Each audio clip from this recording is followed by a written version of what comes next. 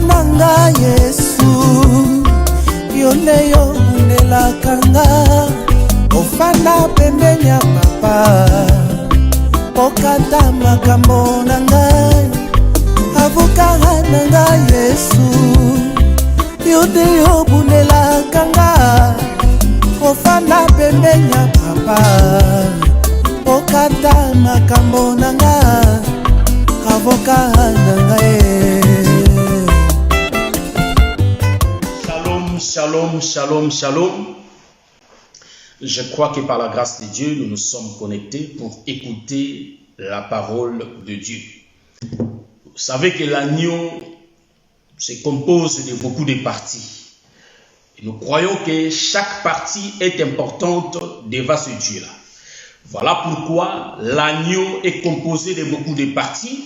Nous comprenons que le véritable agneau, c'est le Seigneur Jésus-Christ, qui est composé par beaucoup de parties. Or, nous disons que les parties qui composent l'agneau, en réalité, c'est l'Église. En d'autres termes, il y a beaucoup de parties. Voilà pourquoi le frère Paul dit, dans le livre d'un Corinthien, que nous formons tous le corps de Christ. Or, Christ, le corps de Christ, c'est l'Église. Le corps de Christ, c'est ça, l'agneau.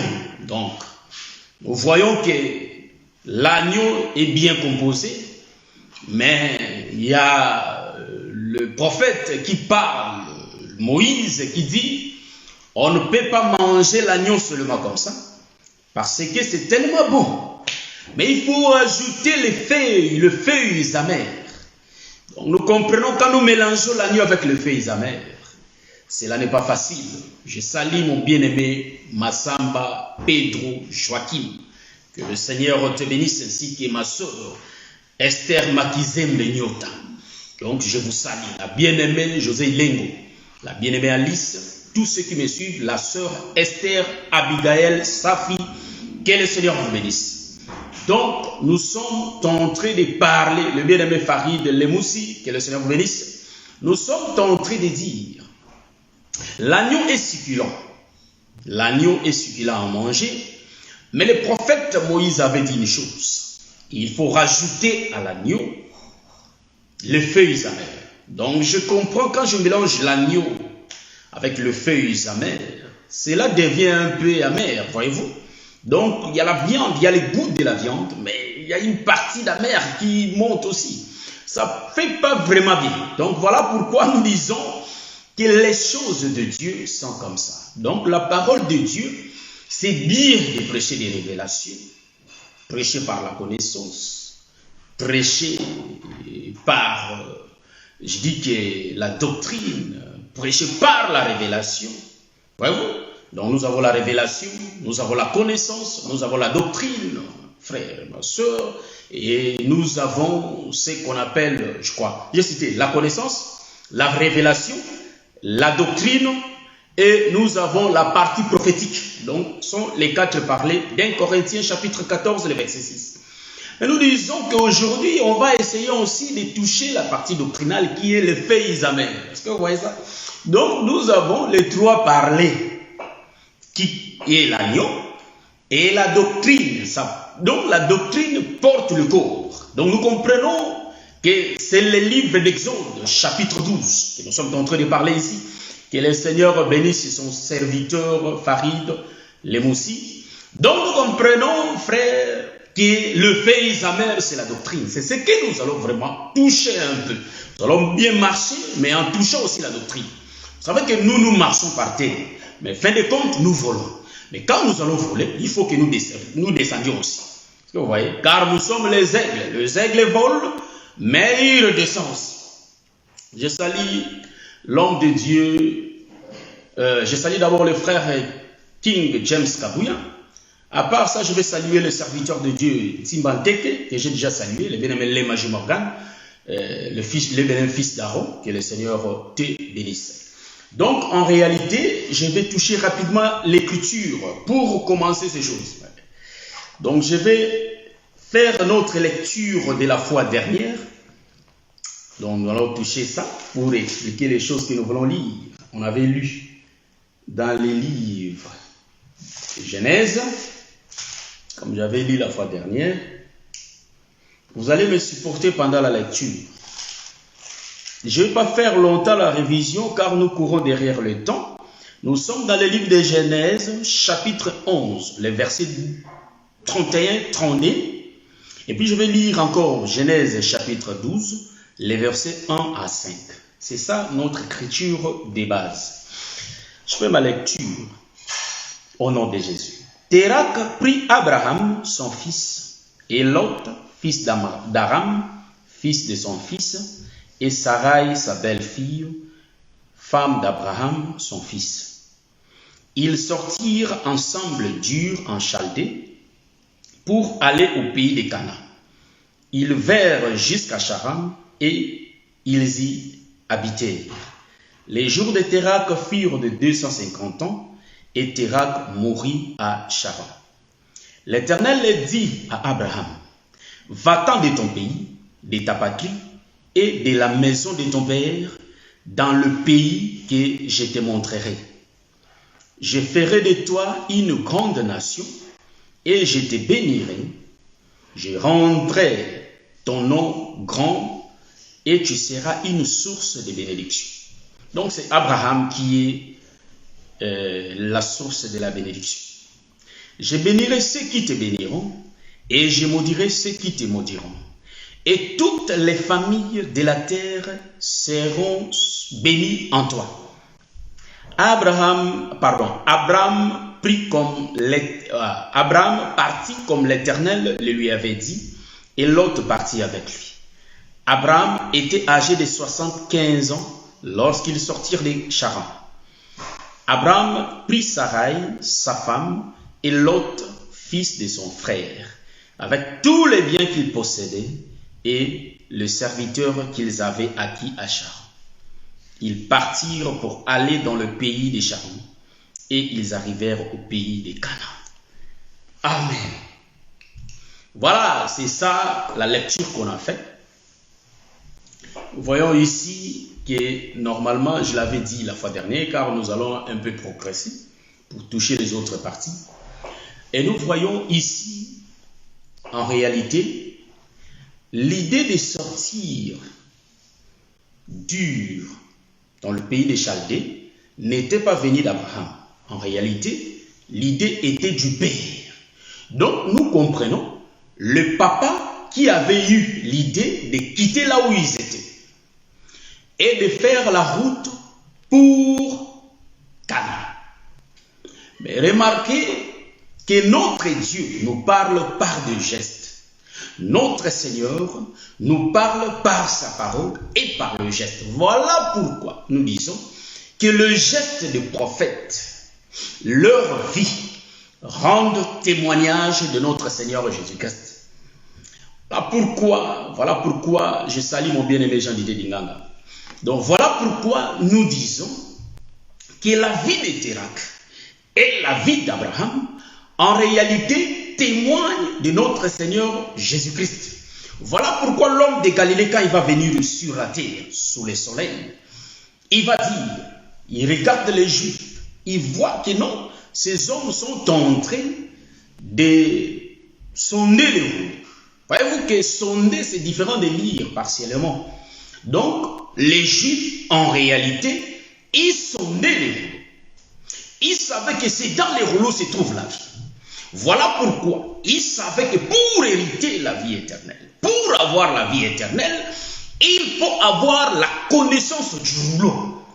Voilà pourquoi ils savent. Je salue mon pasteur Josué Dimba depuis l'Angleterre.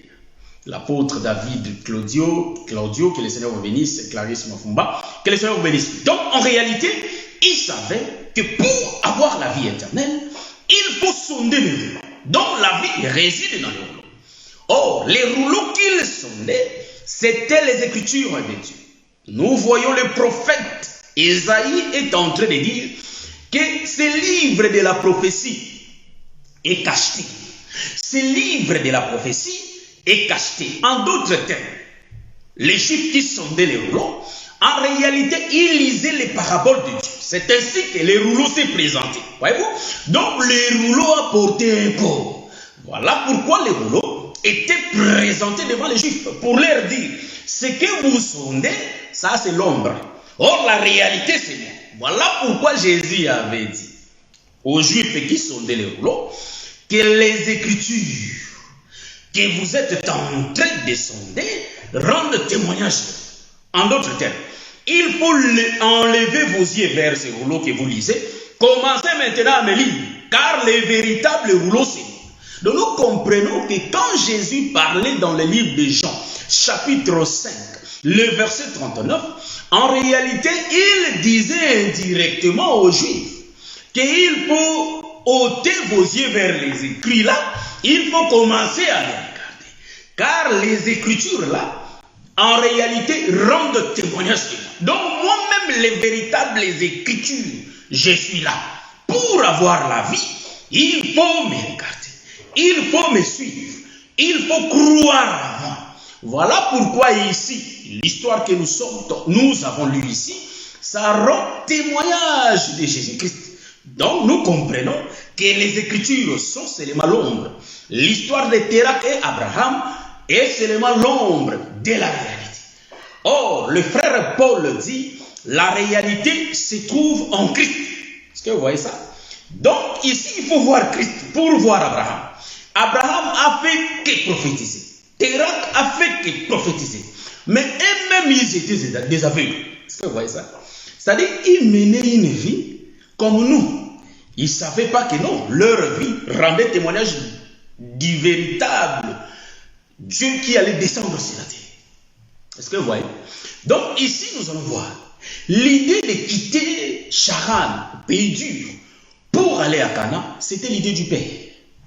Le Père va faire la marche avec Abraham. Or, en réalité, le frère Abraham écoutait son Père. Or, celui qui faisait marcher, ou soit celui qui conduisait Abraham, c'était son Père. Ça, j'avais dit ça, je fais la récapitulation, j'avais dit ça déjà dans la partie. Donc nous comprenons qu'ici, là, Abraham avait l'oreille et le père Térak avait la bouche. Dans cet évangile, nous comprenons que c'est l'homme qui a la bouche et c'est la femme qui a l'oreille. Donc la femme est là pour entendre l'enseignement de l'homme. Nous comprenons qu'en réalité, le mouvement d'Abraham d'entendre son père, nous comprenons qu'Abraham est l'ombre d'une femme. Mais dans Abraham, nous voyons Sarah dans Abraham, nous voyons l'autre dans Abraham. Est-ce que vous voyez ça? Donc en réalité, nous allons comprendre qu'Abraham va faire la marche. Mais pour qu'Abraham soit complet, il faut la marche du sable de la terre, ou soit de la mer, et les étoiles. Voilà pourquoi nous allons voir Abraham dans son entièreté. Est-ce que vous voyez ça? Donc ici, nous allons comprendre que Térak fait la route. J'avais dit la fois dernière qu'en réalité, Térak qui conduisait le peuple, c'était lui l'ombre du Père. Pendant que Térak faisait la route, on n'a pas vu la voix de Dieu parler. Parce que Térak était l'ombre du Père lui-même. Voilà pourquoi nous avons dit qu'en d'autres termes, Térak était aussi l'ombre de Moïse, qui conduisait physiquement le peuple. Or, quand Térak va mourir, nous comprenons que c'est la fin de la loi. En réalité, il faut que la voix se présente, parce que le peuple n'était pas arrivé à Canaan. Voilà pourquoi l'Éternel va faire entendre sa voix pour continuer la marche avec Abraham. Nous comprenons. La voix de l'Éternel n'était rien d'autre que Josué. Est-ce que vous voyez ça? Donc, Josué était, donc la voix là était l'ombre de Josué. Or, les véritables Josué. Est-ce que vous voyez ça? C'est le Saint-Esprit, frère. Est-ce que vous voyez l'autoroute que je suis en train de prendre? C'est le Saint-Esprit. Voilà pourquoi nous sommes conduits par la voix. Aujourd'hui, nous sommes conduits par la voix. C'est ainsi, frère. Nous comprenons quand le Seigneur était venu sur la terre. Hein, il faut comprendre l'autoroute que je suis en train de prendre. C'était Dieu sur la terre. Voilà pourquoi il n'avait pas honte de dire, celui qui m'a vu a vu le Père. Parce que c'est le Père qui continue. Donc, la première partie vient de finir. Il faut que Térak puisse conduire le peuple. Or, Térak qui conduit le peuple, nous comprenons que c'était Christ, le Seigneur lui-même sur la terre. Il va conduire le peuple. Arrivé un moment, il faut qu'il meure, parce que Térak était mort. Pour que la voie puisse continuer la marche. Donc ici, dans l'autoroute d'aujourd'hui, nous comprenons que la voie, c'est l'ombre du Saint-Esprit, qui va faire la marche avec le peuple. Est-ce que vous voyez ça? Donc Térak, en réalité, c'est le Seigneur Jésus-Christ qui va faire la marche avec Abraham, qui est l'Église. Donc nous comprenons que dans Abraham, nous voyons que dans Abraham, nous avons les sables de la mer et nous avons les étoiles du ciel. Voilà pourquoi Abraham avait fait la marche avec le Seigneur qui est la voie. Pour que Abraham commence la marche, nous allons comprendre qu'il avait commencé la marche avec Térak. Nous comprenons qu'Israël avait commencé la marche avec Moïse et il a continué la marche avec Josué. Voilà pourquoi nous allons comprendre que l'Église aussi, il faut qu'il fasse deux mouvements. Hein, voyez-vous? Donc, il va faire la marche avec le Père Térak, qui est Christ sur la terre. Mais après, il faut que Christ meure. Donc, Térak était mort, il faut que Christ meure. Donc, nous allons comprendre, la voie va se présenter. C'est ainsi que l'Église ne pouvait rien faire sans la présence de la voie. Est-ce que vous voyez ça? L'Église ne pouvait rien faire. Or, pour que l'Église fasse les mouvements, nous comprenons que l'Église, en réalité, c'est l'ombre d'Abraham, qui est le corps, qui avait l'oreille. Pour que l'Église fasse les mouvements, il faut la voix. Or, la voix n'est rien d'autre que le Saint-Esprit. Donc, quand le Saint-Esprit était descendu, c'est là où Pierre avait eu la force de parler. Donc, nous comprenons, Pierre était conduit par la voix. Pour que Pierre fasse les mouvements, il faut la présence du Saint-Esprit. C'est ainsi que le Seigneur leur avait dit, restez à Jérusalem, jusqu'à ce que je vous envoie les consolateurs. Donc Dieu va envoyer la voix. Or la voix, c'est le Saint-Esprit. Pour que l'Église continue la marche. Donc nous disons ici que dans Abraham, on a vu dans la marche, il y avait Israël qui est le sable et il y avait les étoiles du ciel. Or les étoiles du ciel, ce sont les étrangers. En d'autres termes, c'est les nations. Hein? Ça, nous allons continuer. La marche ici, nous allons prendre quelques écritures. Car j'ai dit aujourd'hui, il y aura des feuilles amères. Donc, vous allez me supporter. Mais nous allons vraiment, car nous prêchons, nous mangeons l'agneau dans son entièreté. Voilà pourquoi il faut que nous nous supportions. En d'autres termes, c'est bien d'avoir des révélations, hein, mais en réalité, la partie doctrinale est aussi importante. Voyez-vous? Donc, en réalité, ici, nous allons comprendre que Abraham est sorti avec Lot. Donc, je commence à parler depuis la voix. Quand la voix fit entendre, la voix va dire à Abraham de sortir. Vous voyez, je suis maintenant dans le livre de Genèse, chapitre 12. Donc, je comprends ici, la voix va dire à Abraham de sortir. Bien-aimé, la voix te dit à toi de sortir. Donc nous comprenons que en réalité nous étions coffrés quelque part. Car Abraham était dans le pays des champs. Or, la voix va dire à Abraham de sortir. Est-ce que vous voyez ça? Donc, Abraham était entassé, était dans le pays des champs. En d'autres termes, ce n'est pas tout le pays qui priait Dieu. Voyez-vous? Or, la voix va se faire entendre pour qu'Abraham sorte. Or, quand Dieu parle, nous allons comprendre que ce n'est pas tout le monde qui comprend le langage de Dieu. Voyez-vous? Ce n'est pas tout le monde qui comprenne ça. Ce n'est pas tous les habitants, tout le peuple. Voyez-vous? Or, un peuple qui comprend la voix de Dieu, c'est un peuple choisi. Donc, un peuple élu de Dieu. Est-ce que vous voyez ça? Nous comprenons que c'est Abraham qui va entendre Dieu parler. Il va dire à Abraham, il va appeler Abraham. Or, le nom d'Abraham, c'est qui? Hein? Le nom d'Abraham.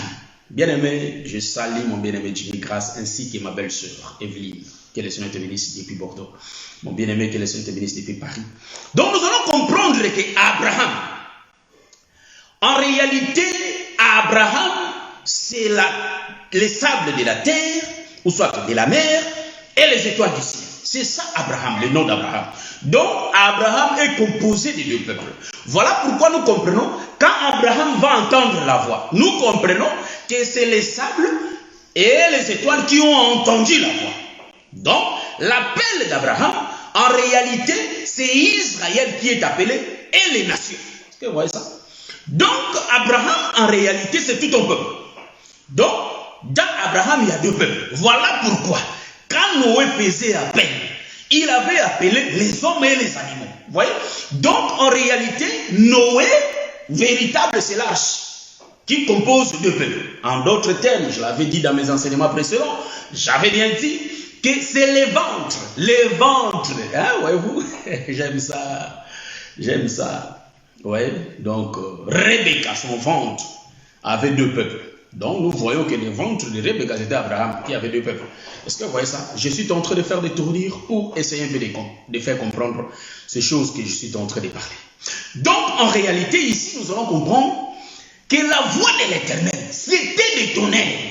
Car le peuple était sous l'envoûtement. Je l'ai dit que l'envoûtement, le peuple était dans l'envoûtement, dans l'influence du monde. Le peuple était dans l'influence. Donc le peuple, c'est Abraham qui était dans l'influence de ce monde.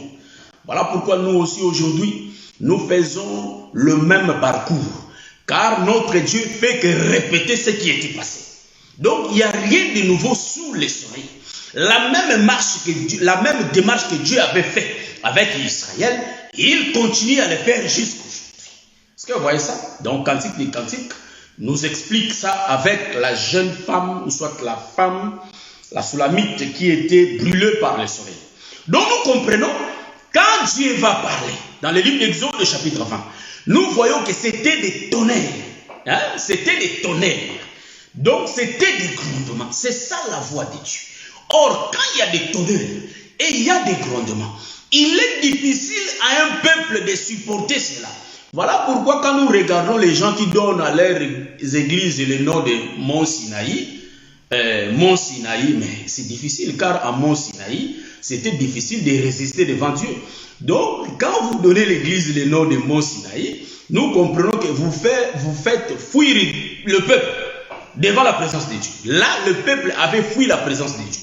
Mais quand vous donnez l'église des saints, nous comprenons, les peuples vont donner l'oreille pour écouter les saints. Pardon, nous allons voir que le peuple qui est le saint, qui sont les saints, ils vont donner l'oreille pour écouter la pluie qui va tomber dans l'oreille. Est-ce que vous voyez ça? Donc nous comprenons qu'en réalité, la voix de Dieu, ce sont des tonnerres. Exode chapitre 20. Or, à part Exode chapitre 20, si nous rentrons au commencement, dans la création, là où j'avais parlé, j'ai vu Dieu va réunir d'abord les eaux. Après la réunion des eaux, c'est là où Dieu va faire sortir les secs. Or, nous disons, les secs, c'est tout un peuple. Est-ce que vous voyez ça? Donc, les secs qui sortent des eaux, c'est Abraham qui va quitter Charan pour continuer vers Canaan. Est-ce que vous voyez ça? Donc, les secs qui sortent des eaux, si nous regardons physiquement, nous allons voir, ce n'est pas tous les sables qui avaient quitté sous les eaux. Il y avait les autres sables. Donc, aujourd'hui, naturellement, physiquement, si nous rentrons dans l'eau, au fond, nous allons voir, il y a du sable. Mais en réalité, nous marchons, nous sommes aussi les sables. C'est-à-dire, la terre que nous voyons ici, en réalité, c'est la terre qui était venue nous sous les eaux. Voyez-vous? Donc, nous comprenons que quand Dieu va faire sortir les eaux, les prophètes de Moïse, lui avait seulement prononcé la parole, de dire que Dieu a réuni les eaux et il y a les secs qui étaient sortis. Donc, les secs paraissent, les secs étaient sortis. Mais en réalité, le sec n'était pas sorti seulement comme ça facilement. Il faut qu'il y ait une derrière. Donc, pour voir ça, il faut regarder les autres écritures. Ce sont les autres écritures qui nous attestent, qui nous montrent comment Dieu a fait pour sortir les secs. C'est pourquoi j'ai dit, mon bien-aimé, quand le Seigneur t'appelle, la Bible dit, il ne faut pas endurcir ton cœur. Donc nous comprenons que l'appel de Dieu pour que tu changes de vie, ce n'est pas facile. C'est ainsi que nous disons, c'est vraiment une procédure. Quand la personne reçoit le Seigneur Jésus-Christ, la personne va commencer à faire la marche avec le Seigneur. Mais pour qu'il y ait un changement total, ça va prendre du temps. Pourquoi? Parce que le Seigneur va continuer à parler. Or, le parler de Dieu, en réalité, ce sont des tonnerres. Ça va prendre du temps. Toi-même, tu vas dire, mais pourquoi je ne cesse pas de faire ça? Pourquoi? C'est une procédure. Un processus. Vraiment, ça va prendre du temps. Mais il faut persévérer, car l'enseignement continue. Si nous venons à l'église, si nous allons à l'église, afin que nous atteignions cette stature parfaite de Christ. Est-ce que vous voyez ça? Nous partons pour que chaque jour nous soyons taillés. C'est pourquoi Dieu a établi ses serviteurs pour continuer à faire pleuvoir la pluie. Est-ce que vous voyez ça? Or, pour que le peuple, ou soit l'homme se convertisse, c'est pas facile. Donc, le Seigneur fait la guerre. Donc, nous comprenons qu'il y a eu une guerre. Nous allons démontrer ça. Que quand Dieu t'appelle pour que tu quittes le monde ne va pas te laisser seulement comme ça. Parce que toi, tu appartenais au diable. Voilà pourquoi nous bénissons ce Dieu qui est le père des orphelins et le mari des veuves. Pardon, et le mari, et le mari des veuves. Donc, nous comprenons qu'à un stade, nous allons devenir des veuves. Donc, c'est lui notre mari. Car le mari qu'on avait avant, il nous a fait comme ça. Donc, voilà pourquoi quand Dieu va prononcer sa parole, la parole de Dieu, ce sont des tonnerres et des grondements. Je vais prendre l'écriture pour attester ce que je suis en train de dire. C'est pourquoi, si vous regardez la création, vous allez dire que les secs paraissent. Or, ce n'était pas seulement comme ça. Même les prophètes se complètent. C'est pourquoi nous disons dans cet évangile, il faut suivre beaucoup de ministres. Tous les ministres, si cela est possible. Car Dieu a déversé dans chacun sa grâce. Il faut suivre. Dieu a déversé. Vous n'allez pas tout entendre chez lui ou soit l'autre. Chacun a sa grâce pour compléter les 12 apôtres. Est-ce que vous voyez ça? Donc nous comprenons, en réalité, pour que les choses soient complètes, il faut écouter tout le monde. Voilà pourquoi même les prophètes se complètent. Or, nous comprenons, Moïse a montré des facettes. Moïse a dit que les secs paraissent et les secs étaient apparus. Mais en d'autres termes, Moïse va démontrer ça. Or, les secs, c'était bien la terre sous les eaux. La terre sous les eaux, en réalité, c'est Israël en Égypte. Donc, nous comprenons, Israël, c'était la terre. Et tout l'Égypte, c'était les eaux. Mais il faut que le Seigneur parle pour qu'Israël sorte. En d'autres termes, c'est Abraham qui était dans le pays dur. Or, il faut que Térak fasse les démarches pour qu'Abraham sorte. Mais ce n'était pas facile. Donc, les autres prophètes nous ont dit qu'il y avait la guerre, frère. Donc, Dieu va se battre avec les diables pour que nous nous sortions. Voilà pourquoi il y avait la guerre entre Dieu et Pharaon. Or, Pharaon, c'est l'ombre du diable et le Moïse, c'est l'ombre du Père qui donnait les tonnerres. C'est pourquoi, pour que Israël sorte, il faut qu'il y ait 10 plaies. Est-ce que vous voyez ça? Donc, c'est ça la guerre de Dieu et le diable. Donc, que la terre, que les secs sortent, que les secs paraissent. En d'autres termes, nous disons que c'était Dieu qui disait qu'Israël sorte. Pour qu'Israël sorte, il faut qu'il y ait la guerre. Or, la guerre, en réalité, c'est les 10 plaies. Est-ce que vous voyez ça? Donc, je ne suis pas là pour... J'ai touché seulement. Je ne suis pas là pour expliquer, ça dit faire détailler les 10 plaies. Mais j'explique. Or, les 10 plaies, nous comprenons que le 9 plaies, le 9 plaies là, ça parle du 10e plaie. Est-ce que vous voyez ça? J'aime ça.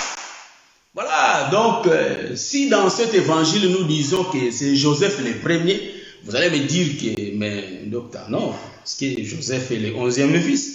Comment vous allez dire que c'est Joseph qui est le premier? Mais oui, c'est Joseph le premier fils.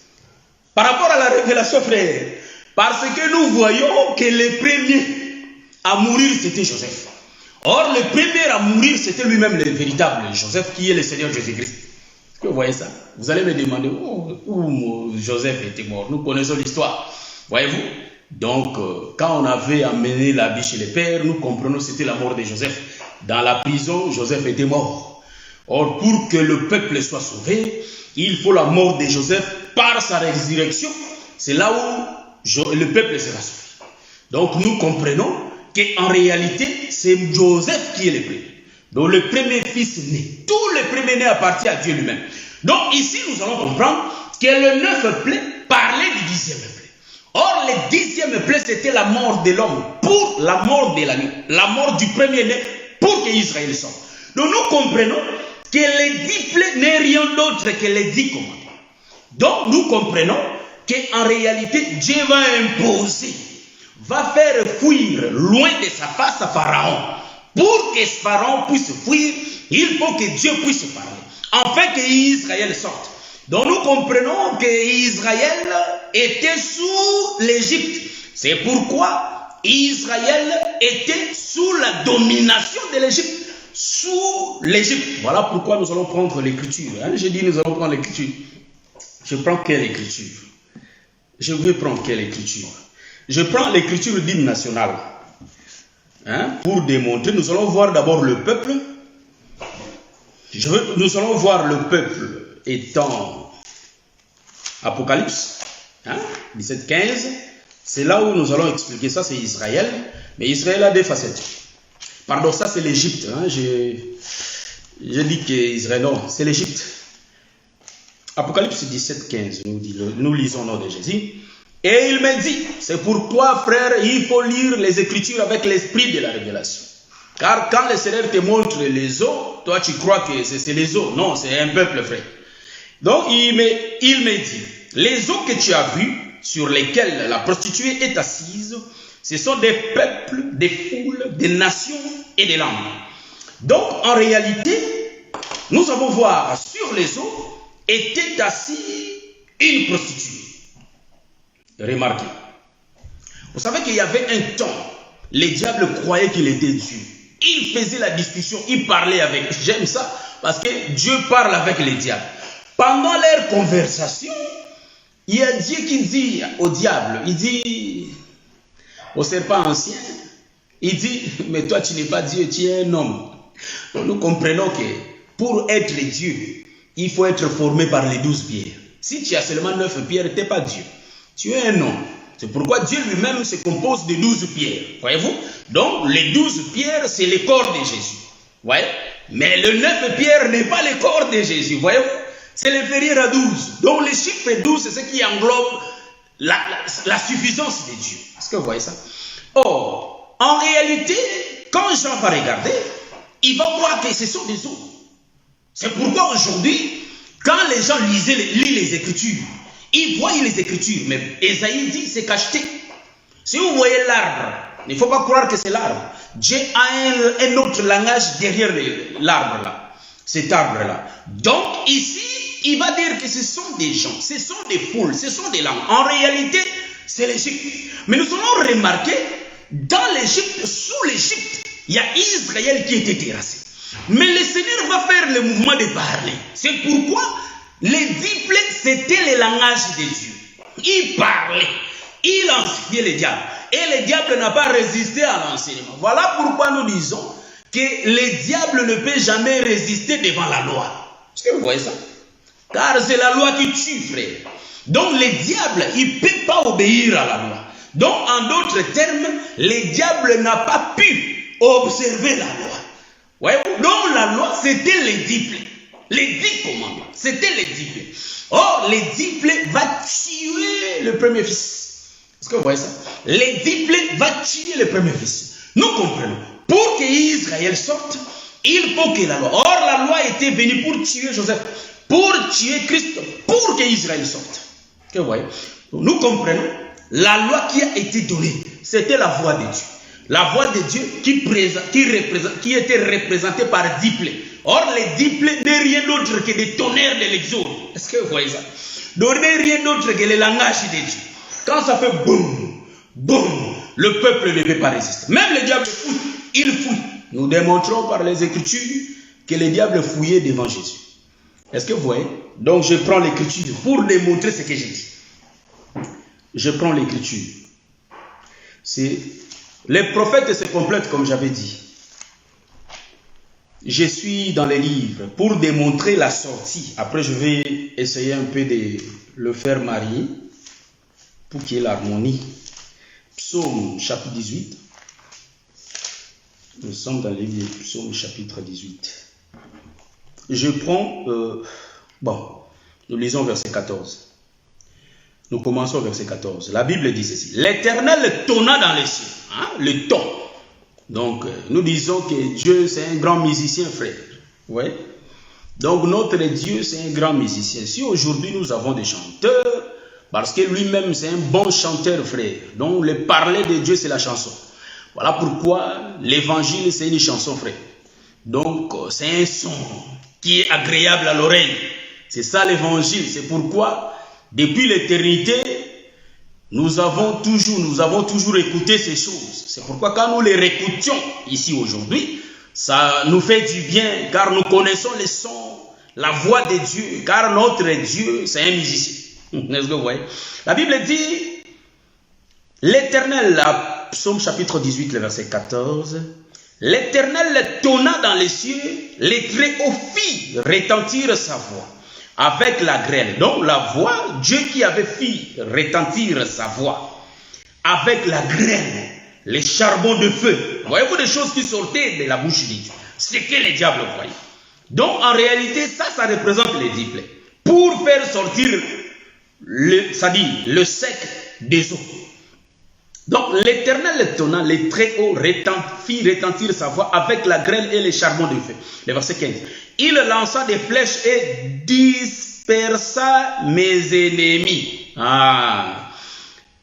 Ici c'est David qui chante. Dispersa mes ennemis. Il multiplia les coups de la foudre et les mit en déroute. Les lits des eaux apparurent, les fondements du monde furent découverts.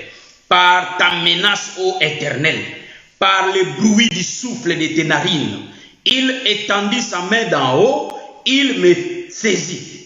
Voilà. Il me saisit, il me retira des grandes eaux. Il me délivra de mon adversaire puissant, de mes ennemis qui étaient plus forts que moi. Nous voyons Israël, frère. Donc nous voyons ici qu'après avoir fit retentir sa voix, après avoir lancé des flèches, faire des grondements, parler fortement, c'était des grondements. Donc Dieu faisait la guerre avec Pharaon.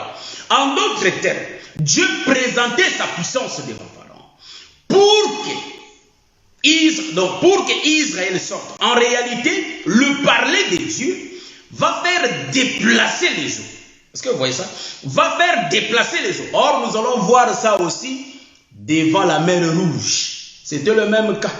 Donc, en d'autres termes, il faut que le sec paraisse. Pour que le sec paraisse, il y a eu le grand vent, la tempête. Est-ce que vous voyez ça? Donc, la tempête, en réalité, c'est des messagers, frères. Est-ce que vous voyez ça? C'est les anges qui avaient soutenu ça. Nous comprenons, en réalité, c'était la voix de Dieu qui parlait. Or, la voix de Dieu qui parlait, c'était les bateaux qui étaient tombés sur nous. Nous voyons Moïse faire ça. Oh, Moïse était l'ombre du Père. En réalité, qui va faire passer Israël? En d'autres termes, pour qu'ils changent de côté, ils vont quitter l'autre côté pour traverser la mer. Donc, nous comprenons, Israël qui va traverser la mer, en réalité, ils vont changer de vie. Mais pour qu'ils changent de vie, changent de côté, qu'ils sortent des eaux, il faut qu'il y ait d'abord la guerre. Donc nous comprenons qu'il n'y a rien sans les sacrifices, frère. Est-ce que vous voyez ça? C'est pourquoi nous aussi, nous disons que dans la vie, dans la chair que nous avons, pour quitter le monde, frère, il y a l'évangile qui se tourne, il y a Dieu qui parle. Mais pour sortir, quand il parle, quand l'évangile se prêche, en réalité, il y a la guerre qui se fait entre le monde des ténèbres et Dieu. Est-ce que vous voyez ça? Donc nous disons que l'évangile c'est une arme qui sert à détruire les diables pour qu'ils puissent laisser libre le peuple de Dieu. Est-ce que vous voyez ça?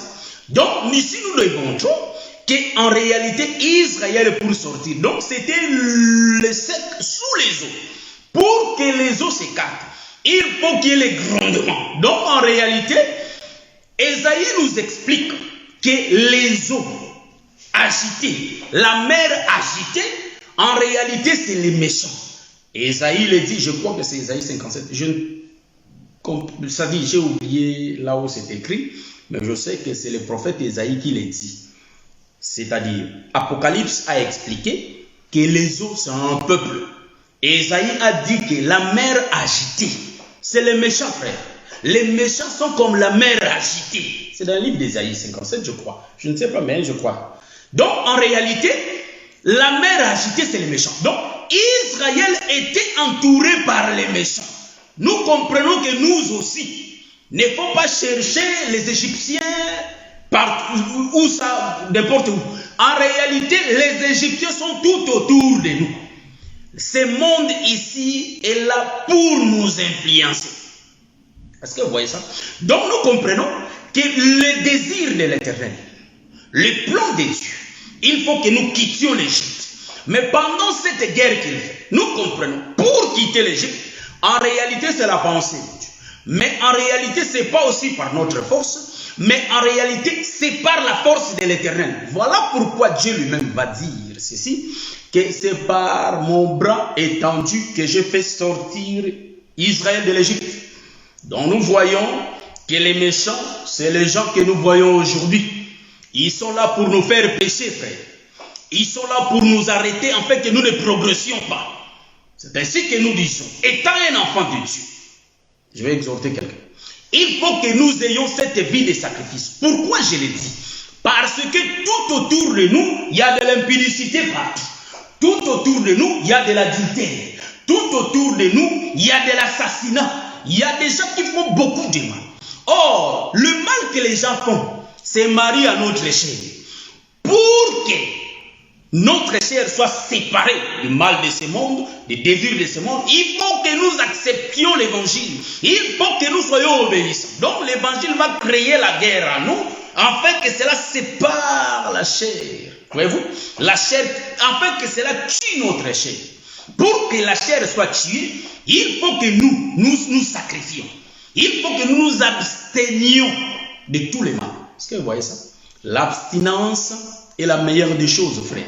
Car le diable nous présente la soupe, mais avec la viande des Égyptiens. Donc c'est ça les œuvres de la chair. Si nous suivons notre corps, c'est alors que nous ne serons jamais aimés par Dieu. Or, pour que Noé, en réalité, soit vu, donc Noé était une femme de distinction. Pour que le Seigneur jette ses regards sur nous, en réalité, il faut que nous distinguions, frère. Nous soyons des gens de distinction. Pourquoi je le dis? Car cette chair, c'est notre premier ennemi. C'est notre premier ennemi, c'est la chair, frère. Notre premier ennemi est notre chair. Donc, en d'autres termes, c'est le corps. Pour que nous soyons aimés par Dieu, pour que Dieu soit notre conducteur, en réalité, il faut que nous nous abstenions des œuvres de la chair. C'est pourquoi le frère Paul l'explique bien. Le frère Paul dit, en réalité, les œuvres de la chair, les désirs de la chair. Voyez-vous, c'est ça, pour voir ça, il faut toucher les livres des Galates. Voyez? Donc, nous disons, que le Seigneur te bénisse, mon bien-aimé Jean-Didier Dingal. Donc, en réalité, nous disons, aujourd'hui, au milieu des enfants de Dieu, le diable s'est glissé. Car nous voyons, pour que nous soyons droits devant Dieu, bien-aimés, il faut que nous soyons obéissants à la parole. Or, la Bible dit ceci. Ceux qui veulent marcher piégeusement devant le Seigneur, ils seront persécutés. Vous croyez que la persécution, c'est quoi? Quand les gens vous haïssent, parce que vous marchez piégeusement, parce que vous obéissez à la parole, c'est là que tu vas te sentir que tu es aimé par Dieu. Tant que les hommes ne t'haïssent pas, bien aimé, tu n'es pas encore aimé. Est-ce que vous voyez ça? Donc, si tu es au milieu des païens, il va te trouver différent d'eux. C'est alors que tu auras des problèmes. Or, si tu n'es pas encore arrivé à ce stade, nous allons comprendre que tu n'as pas encore quitté l'Égypte. Or, Dieu fait tonner sa voix. Il fait retentir le son de la trompette pour que nous l'écoutions et nous les suivons. En réalité, si nous commençons à suivre le son de la trompette, qui est l'évangile, en réalité, bien-aimés, nous allons quitter l'Égypte pour rejoindre le ciel. Canaan, faire la marche. Est-ce que vous voyez ça? C'est ça qui dit, la voix qui dit à Abraham de quitter sa patrie. C'est pourquoi je dis que tant que tu n'as pas encore quitté ta famille, tes amis, tu n'es pas encore aimé par.